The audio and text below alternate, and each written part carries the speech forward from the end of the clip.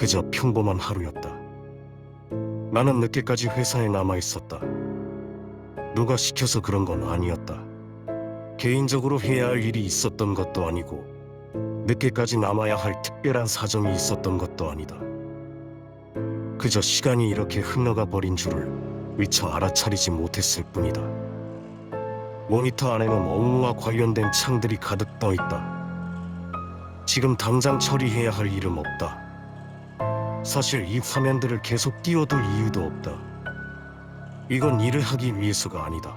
나는 다른 무언가에 집중하고 있다는 사실을 숨기기 위해, 열심히 일하는 사람처럼 보이기 위해 이 창들을 켜둔 채 그냥 가만히 바라보고 있다.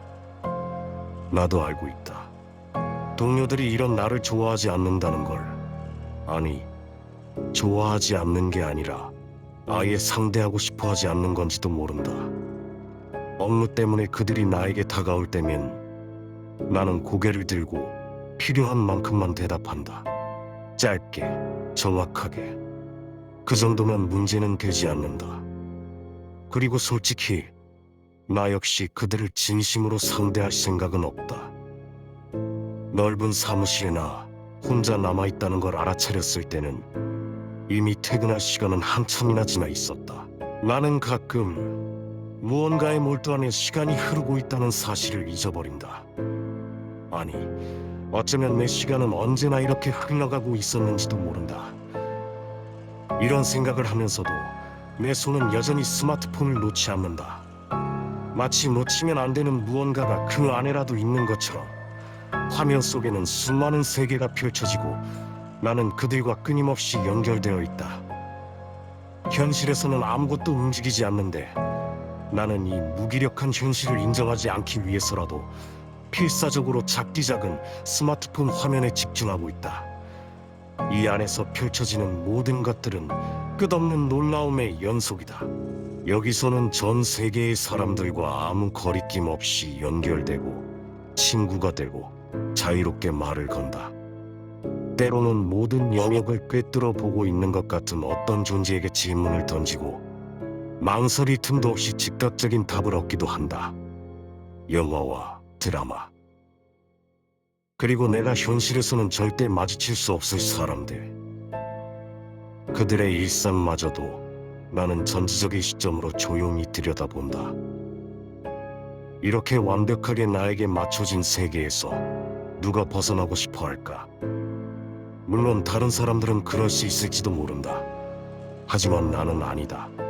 나는 절대 그럴 수 없다. 이 안에서 나는 부족하지 않고 흔들리지도 않는다. 원하면 완벽한 사람이 될 수도 있고 원하면 모든 것을 내려다보는 신 같은 존재가 될 수도 있다. 그래서 나는 오늘도 내 하루의 전부를 여기에 쓴다. 이 아름다운 세계 안에 조금이라도 더 머물기 위해서. 시간을 늘리고 현실을 미루고 나는 오늘도 여기에 체류한다.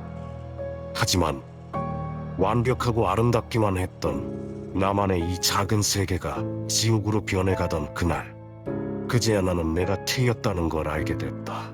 그리고 이제 그날에 대해 이야기하려 한다. 당신들에게. 내 아침의 시작은 특별하지 않다. 알람이 울리고 나는 힘겹게 눈을 뜬다. 가볍게 샤워를 하고 간단하게 아침을 먹는다.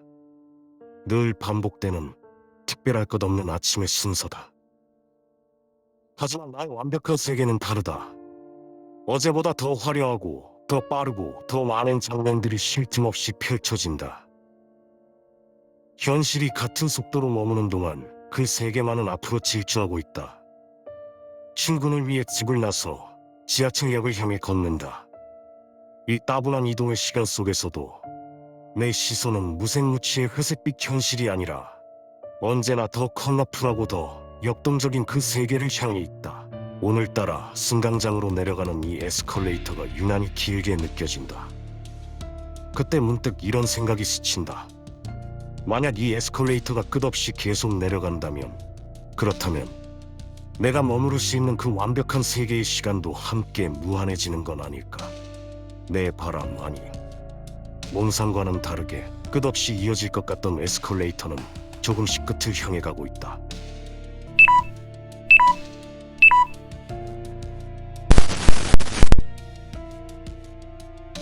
운명의 장난인가? 배터리 방전으로 내 스마트폰이 꺼질 순간 지하철 역산의 전체가 정전이 된 것 같다. 지금 이게 무슨 상황인지 알 수가 없다. 내가 꿈을 꾸고 있는 건지 아니면 이미 깨어있는 건지도 분간되지 않는다. 앞은 제대로 보이지 않고 어둠만 가까이 붙어있다. 이 상황에서 내가 할 수 있는 건 하나뿐이다. 손을 뻗어 주위를 더듬고 몸을 기댈 수 있는 곳을 찾는 것. 정말 이상한 일이다. 방금 전까지만 해도 시끌벅적하던 사람들의 소리도, 주변을 채우던 크고 작은 모든 소음도 마치 스마트폰을 음소거한 것처럼 한순간에 전부 사라져버렸다. 꺼진 스마트폰의 전원 버튼을 몇 번이고 눌러본다. 하지만 아무런 반응도 없다. 화면은 끝내 켜지지 않는다. 그 사이 어둠에 익숙해졌는지 내 시야가 서서히 적응하기 시작한다. 완전하진 않지만 주변의 윤곽이 흐릿하게 드러난다. 지금 이 상황을 두려워할 틈은 없다. 나는 내려왔던 방향을 향해 반사적으로 달리기 시작한다.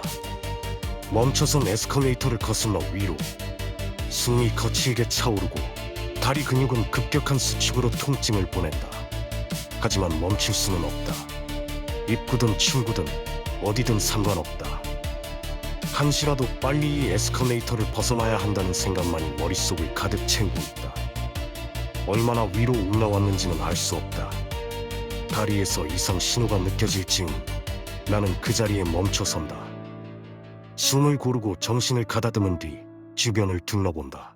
그리고 그 순간 내 눈에 들어온 광경은 나를 절망에 빠뜨리기에 충분했다. 처음 뛰어오르기 시작했을 때와 에스컬레이터를 포함한 주변의 환경은 조금도 달라지지 않았다. 위로도 아래로도 끝을 알 수 없이 같은 구조가 반복되고 있었다.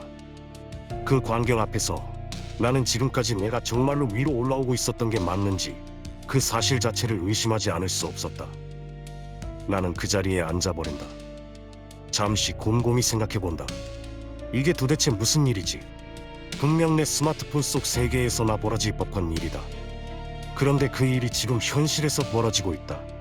그 순간부터 내가 현실 안에 있는 건지 아니면 이미 그 안으로 들어와 버린 건지 그 경계가 서서히 흐려지기 시작한다. 나는 안다. 이 힘으로는 이 에스컬레이터를 벗어날 수 없다는 걸. 그래서 거스르지 않는다. 발을 떼지 않고 몸의 균형을 풀고 이 흐름에 내 몸을 맡기기로 한다. 에스컬레이터에 몸을 맡긴 채 나는 끝을 알 수 없는 방향으로 계속 이동하고 있다.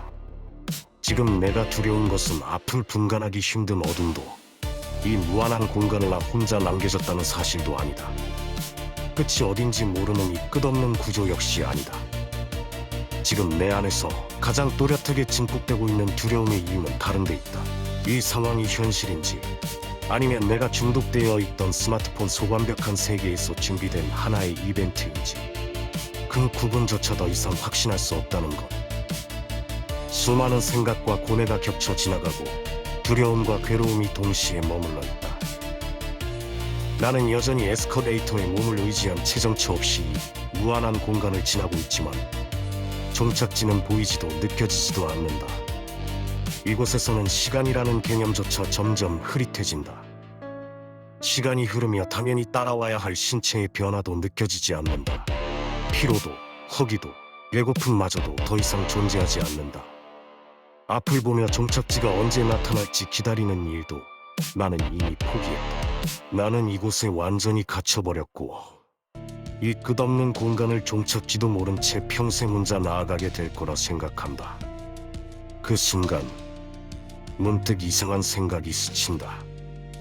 이 일이 벌어지기 전에 내 현실의 일상과 크게 다르지 않다는 생각.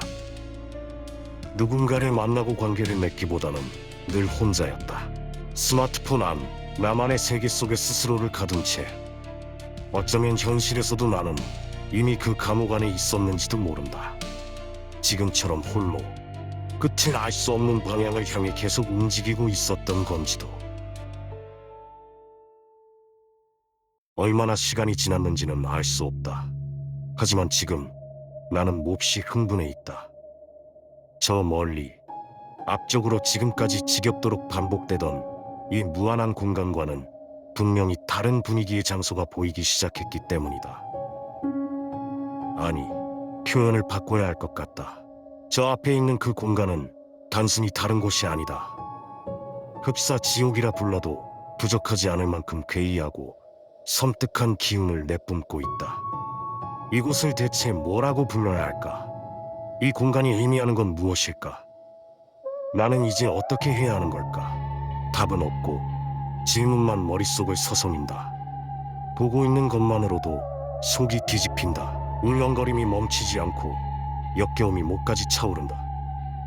사방에서 피비린내와 정체를 알 수 없는 매캐한 냄새가 뒤섞여 숨을 들이쉴 때마다 코가 마비되는 것 같다.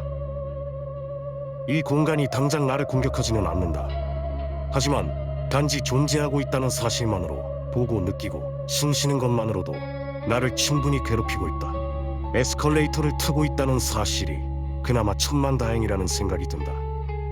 만약 이 장치 없이 저 땅을 내 발로 밟고 있어야 했다면 그 상상만으로도 나는 역겨움에 쓰러지고 말았을 것이다. 양옆으로는 사람의 신체 장비처럼 보이는 것들이 괴이하게 징그럽게 맥도하고 있다. 살아있는 것처럼, 의도를 가진 것처럼. 그리고 나는 그 광경을 피할 수 없다. 눈을 돌릴 수도 멈출 수도 없이 계속 보게 된다. 이 상황 자체가 이 풍경보다도 오히려 나를 더 미치게 만들고 있는 것 같다. 만약 신이라는 존재가 정말로 있다면 제발 나를 이 역겨운 공간에서 구원해달라. 존엄도 자존심도 상관없다. 이곳을 벗어날 수만 있다면 내 영혼을 대가로 내놓아도 좋다. 신이 아니라면 악마라도 상관없다. 누구든 거래가 가능하다면 나는 기꺼이 응할 준비가 되어 있다. 이해할 수 없는 공간과 시간 속에서 지쳐버린 끝에 나는 모든 걸 체념했다. 어릴 적 아버지는 내게 이런 말을 하셨다. 아무리 어렵고 절망적인 상황이 오더라도 절대 포기하지 말고 끝까지 자기 자신을 믿고 나아가라고. 그 말이 지금 머릿속에서 계속 맴돈다. 그리고 바로 그 순간 기적이라고 불러도 부족하지 않을 만큼 놀라운 광경이 내 눈앞에 보이기 시작한다. 놀랍게도 에스컬레이터의 끝이 보이기 시작한다. 더 이상 그 위로 연결된 지긋지긋한 발판도 없다. 끝이다. 그 너머로는 엄청난 규모의 공터가 펼쳐져 있고 공터 끝쪽으로 어디론가 연결된 것처럼 보이는 큰 통로가 존재하고 있다. 정상적이라고 말하긴 어렵지만 나는 오랜만에 땅을 밟고 서 있다. 더 중요한 건 앞으로 나아가는 힘의 주체가 더 이상 에스컬레이터가 아니라는 사실이다. 이제는 내 발이다. 나는 흥분을 가라앉히고 호흡을 정리한 뒤 통로처럼 보이는 그 방향을 향해 조심스럽게 걸음을 옮긴다. 다시 현실로 이어지는 출구를 기대했던 건 어쩌면 처음부터 너무 큰 욕심이었는지도 모른다. 통로를 지나 내 눈앞에 펼쳐진 것은 구원이 아니었다. 수많은 사람들의 시체가 산처럼 쌓여있는 괴기한 풍경이었다. 눈을 뜨고 이 광경을 계속 바라보고 있는 것만으로도 괴로웠다. 하지만 여기까지 온 이상 이제 와서 고개를 돌릴 수는 없었다. 지금 무엇이 어떻게 돌아가고 있는 건지 나는 끝까지 확인해봐야겠다는 생각이 들었다. 마음을 굳게 먹고 시체들이 쌓인 곳으로 조금씩 다가간다. 더 가까이 다가간 뒤에야 나는 확실히 알게 된다. 여기 산처럼 쌓여있는 이들은 시체가 아니다. 의식은 없지만 미세하게 숨을 쉬고 있다. 아주 희미하게. 다른 사람들도 모두 마찬가지다. 나는 몇 사람을 흔들어 깨워보지만 아무도 반응하지 않는다. 눈은 뜰 기미가 없고 의식은 돌아오지 않는다. 그들은 죽어있는 것도 살아있다고 말하기도 어려운 상태로 이곳에 멈춰있다. 혼란스럽다. 이 사람들은 도대체 어떤 이유로 이런 곳에서 이런 상태로 머물러 있게 된 걸까? 혹시 아까 내가 떠올렸던 것처럼 나와 같은 과정을 모두 거쳐온 끝에 결국 이런 모습이 된 거라면 그렇다면 나 역시 언젠가는 이 산처럼 쌓인 인간 더미의 일부가 되는 운명을 맞이하게 되는 걸까? 의문은 의문을 낳고 생각은 멈출 줄 모른 채 계속 이어진다. 그때 아까부터 내 시야 한켠에 계속 걸려있던 또 다른 무언가의 더미로 시선을 돌린다. 수많은 기종의 스마트폰들이 쌓여있다. 형태도 크기도 제각각이다. 어딘가는 파손되어 있고 어딘가는 먼지가 수북이 내려앉아 있다. 그리고 모두 전원이 꺼져 있다. 아니, 꺼져 있는 게 아니다. 켜질 수 없게 완전히 망가진 상태다. 그 순간 짧지만 강력한 의문 하나가 내 머릿속을 파고든다. 이상했다. 이 광경을 보고서야 비로소 이 질문에 도달했다는 사실이 왜 나는 이 생각을 처음부터 하지 못했을까? 이 정도의 높이로 사람들과 스마트폰을 쌓아올린 건 대체 누구의 짓인 걸까? 그리고 무엇을 위해 어떤 의도로 이런 일을 저질렀다는 말인가? 오지 말았어야 했다. 머물지 말았어야 했다. 의문을 붙잡고 시간을 허비하지 말았어야 했다. 하지만 이미 늦었다. 지금 정체를 알 수 없는 무언가가 나를 향해 달려오고 있다.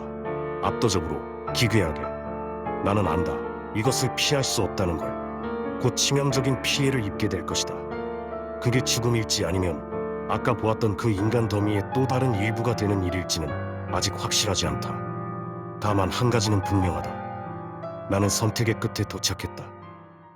나는 이번 분기부터 이 연구소에 배정된 신인 뇌파 분석 연구원 에단 밀러다. 연구소에 오기 전까지 나는 동부의 한 주립대에서 신경과학과 인지공학을 함께 전공했다.